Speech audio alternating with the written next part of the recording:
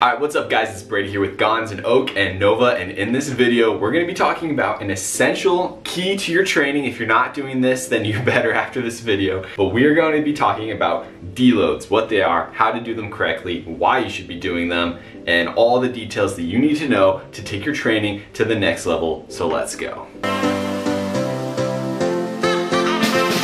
So what is a deload? Typically a training cycle or a mesocycle is 4 to 8 weeks long. And during that time, either in the middle or after, you should have 1 week which is called the deload week. Basically what this deload week is and why you put it where you put it is to enhance your recovery and your ability to adapt and overcome the training stimulus. So what does that mean in simpler terms? Basically when you train, you're giving your body a stimulus. This stimulus is there because muscle is hard to grow. You have to give your body a reason to grow. So the stimulus that you have to give your body to grow is usually pretty harsh. And the only way that your body is going to actually grow from the stimulus is if it's able to overcome it properly through proper recovery. Basically, for the majority of your training, you should not be training past the point where you can't recover, otherwise you're not going to see results. And so usually you'll see at the beginning of a training block, your body's able to recover really well from it, and you're probably going to see great gains, but eventually you get to that point where the volume is building up or the weight is too heavy or whatever it may be, that your body starts to actually struggle to recover.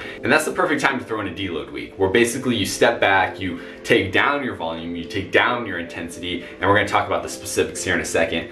But that week allows your body to catch up to all that fatigue, all that volume, and overcome it. And you're probably gonna see some of the best gains either during your deload or the week or two after a deload when your body is just re-recovered and re-ready to go. And so that kind of explains the why as well. It is a time for your body to adapt and overcome the training stimulus in order to grow and see great results. Now, without a deload week, you always run into that chance or that variable of just not being able to recover as well. And your gains are directly correlated to how well you're recovering and overcoming and adapting to the training stimulus. So when should you do a deload week? Well, like I explained, a training block is usually 4 to 8 weeks long. If it's a very high volume or high intensity or both training block, then maybe you'll consider doing one every like 4 to 5 weeks. Other than that, doing it at the end of your training block before you start a new training block or mesocycle is going to be a great time. I personally deload every 5 weeks because I'm running HyperMass Program, which is our main muscle building program.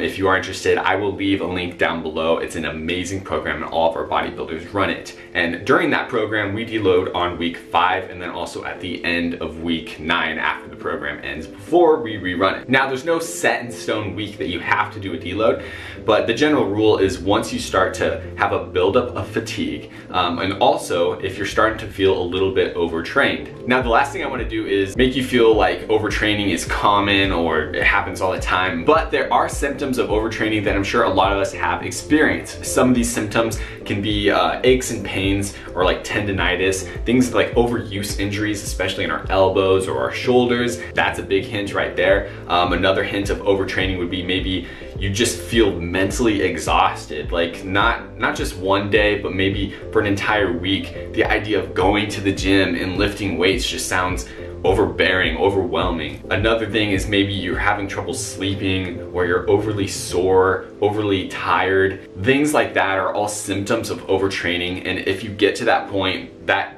definitely means you need to deload, and I promise you after your deload you're gonna come back and feel a lot better. Another time where you could consider doing a deload is if you have stalled progress. Guys, if you're lifting hard in the gym, that doesn't just guarantee gains forever. As a personal trainer, one of the biggest mistakes I've seen is people training too hard for too long. Now you might think a big mistake would be not training hard enough, but guys, honestly, I see guys training too hard, too often, too long, more than I see people not training hard enough. And by that I mean, if you're just running high volume all the time for 2-3 months, you're probably overdoing it. And it is not linear gains. It's not more volume equals more gains. At a point, there's a bell curve and it starts to go down, and more volume means less gains. And so if you see stalled progress for too long where you're working hard but you're not seeing results, that's probably a good time to step back, deload and then rebuild after the deload week. All right, so how do you deload, the specifics? Well,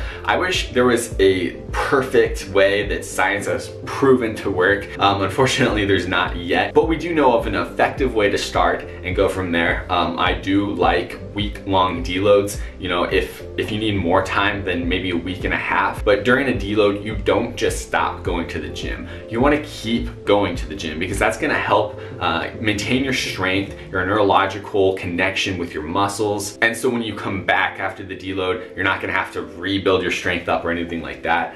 So you definitely want to keep lifting, but what we are going to do is cut our volume down. At the beginning of your deload week, I would cut your volume by about 25%. So you're only going to be doing 75% of the amount of sets that you were usually doing.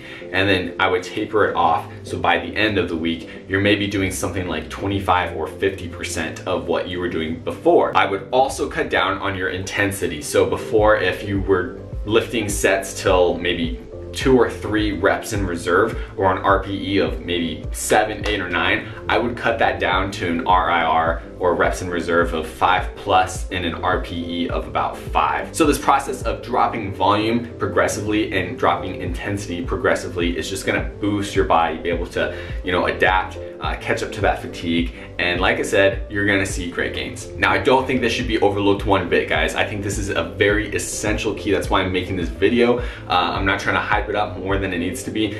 Deloads are very important. If you wanna see optimal results, then start implementing correct deloads. I know it's hard. I work with guys. I have plenty of clients that when it comes to deload week, they'd rather just skip it. I get it, but this is important. And I hope that you learned something. But guys, that is the video. If you have any questions, go down below, leave them, and I will answer them. Also, if you haven't already, take 5 seconds, hit that like button. I would appreciate that a lot. And down below, you're going to see a couple links. You're going to see the link to HyperMass Program, which is our 9-week muscle building program. And you're also going to see a link to our Facebook group. Our Facebook group is awesome because we're going to be posting daily informative content. We're going to be doing live Q&As.